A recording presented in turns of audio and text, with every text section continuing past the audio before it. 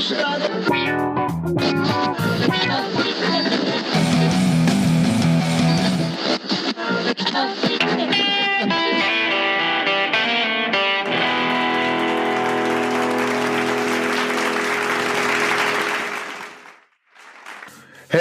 everyone, and welcome to Hold That Thought. My name's John Samuel, and I'm going to be your host. For those of you who are new to Hold That Thought, this podcast is designed to help everyone grow. My main focus is the music business, but I'm also going to share a lot of tips and tricks on these educational moments that you can use in any field.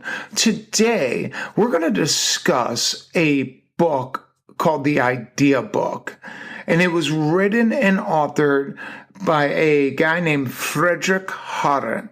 He has spoken in over 65 countries, and he has written and published 10 books. I first came across this book from my good friend Kevin Stamper. We got together and we sat around having coffee and we discussed the book. Good conversations create lasting memories. Do yourself a favor, meet up with a friend, grab a book, discuss it. You would be amazed at the ideas that can come out of it. The Idea Book is a collection of short stories. Each story is followed up with exercises. This book is designed to get you thinking and should be required reading for everyone. The story we're going to discuss today is called Baby Food for Prisoners, which is on page 90 of the book. I'm going to read the insert and then I will discuss the activity. Please feel free to add your comment at the end of the podcast. Let's have a healthy discussion so we can start working through all these industry kinks that we face. You can talk about things till you're blue in the face, but until you actually discuss them and try to figure out a way to improve the situation, your talk is just going to be nonstop chatter. So step outside your box and do something creative.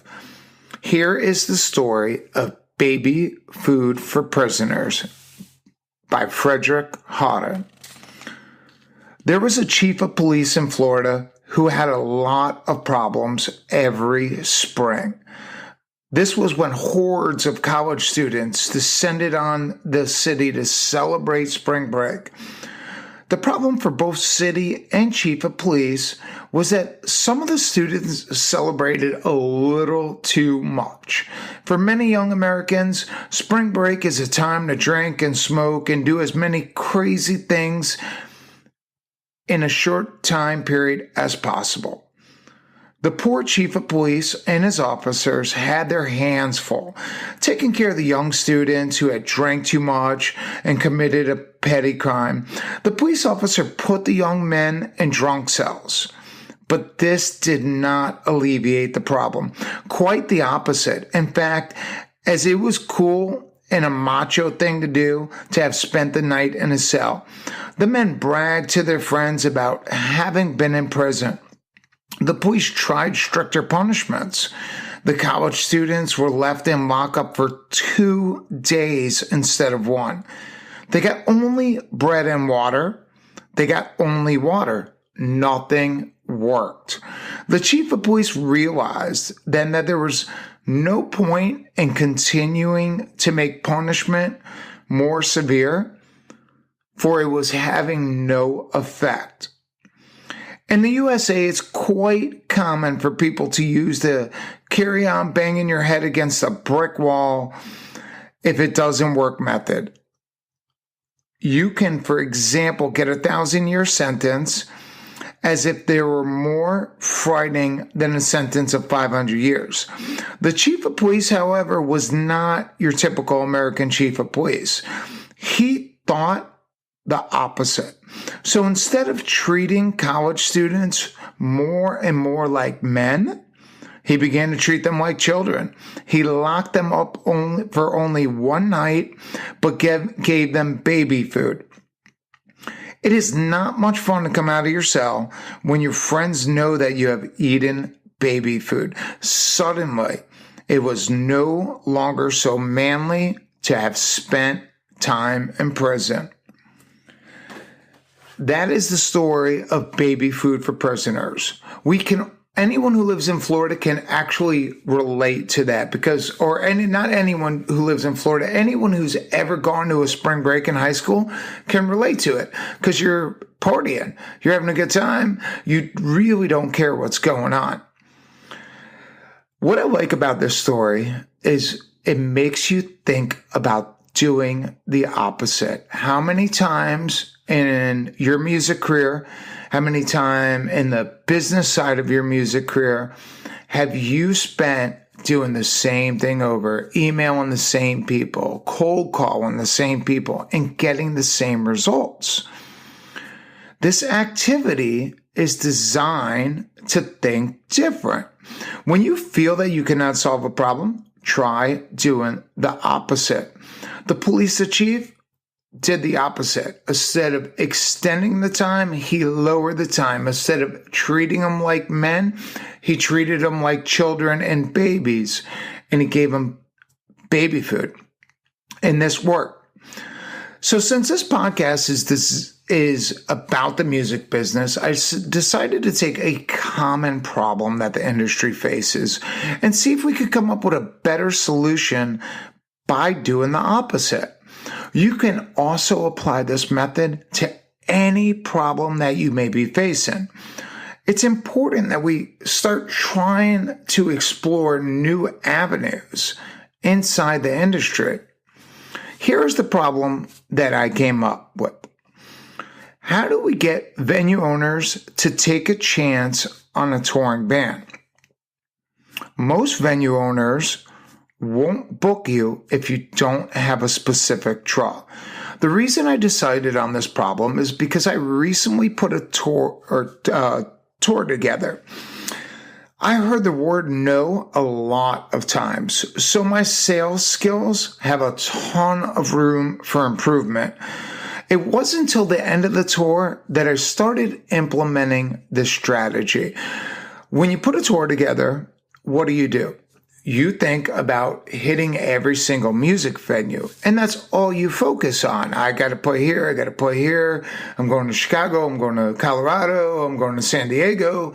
These are the places that are the best venues in town where I'm going to get my band at. The problem is if you've never been out of town and never been on tour, what makes you think the venue owner in Loveland, Colorado is going to take a chance on you? You have zero fan base in Loveland, Colorado. This was the problem that I faced. So let's run through this. Our problem is that we don't have a following. So if we're soliciting a gig in Loveland, Colorado, we're going to be facing a lot of no's for the simple fact that we don't have a fan base yet. So what is the opposite of not having a following? Having or creating a following. Since the owners need to have people, let's look at the opposite of what we have been trying to do.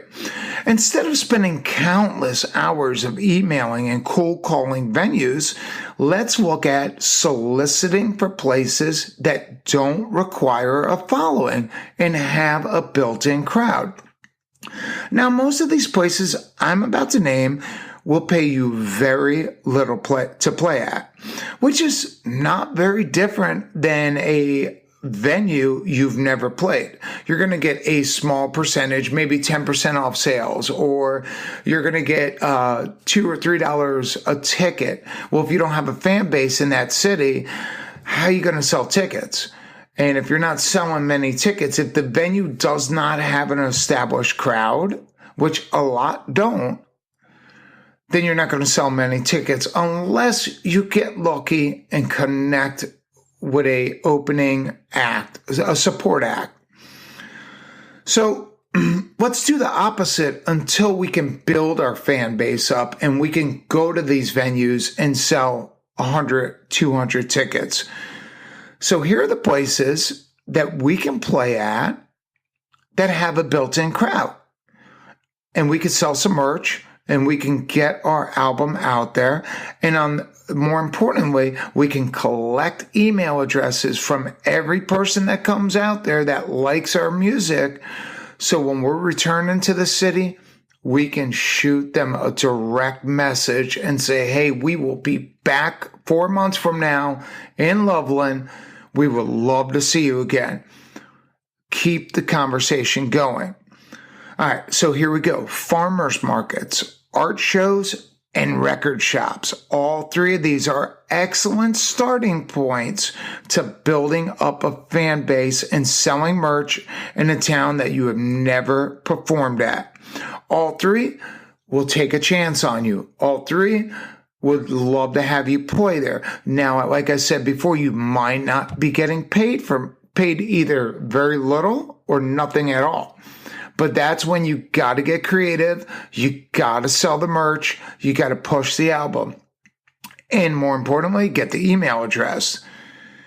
These three are going to be enjoyable gigs for the simple fact that there's not going to be any pressure on you to bring a certain amount of people through the door. We all view venues as the key to making it. This is the old music industry model. The new one is you make it where you see yourself making it. And all three of these places that I mentioned, you know what they have in common? People go out on the weekends to farmers markets, art shows, and record shops to do one thing and one thing only, and that's spend some money. This is a perfect place to sell your merch and sell your album. So by looking at the opposite, it gives us an opportunity to see a different avenue. What I want you to do is take this exercise I went over and look at a problem that you're facing. It doesn't have to be a music industry problem. It could be a personal problem, a growth problem, whatever problem you want to discuss, and try to do the opposite. What have you been doing? Who have you been contacting? What could you do differently? Do the opposite. If you really want to jack up your bonus points, pick up the idea book by Fredrik Haren. Log off social and log into Getting Creative. I hope you enjoyed this special episode. If you have any thoughts, questions, concern, feel free to contact me at cjsevents1@gmail.com. If you like what you hear, follow the podcast on Podomatic or iTunes. Stay connected with us at HoldThat77 on Twitter.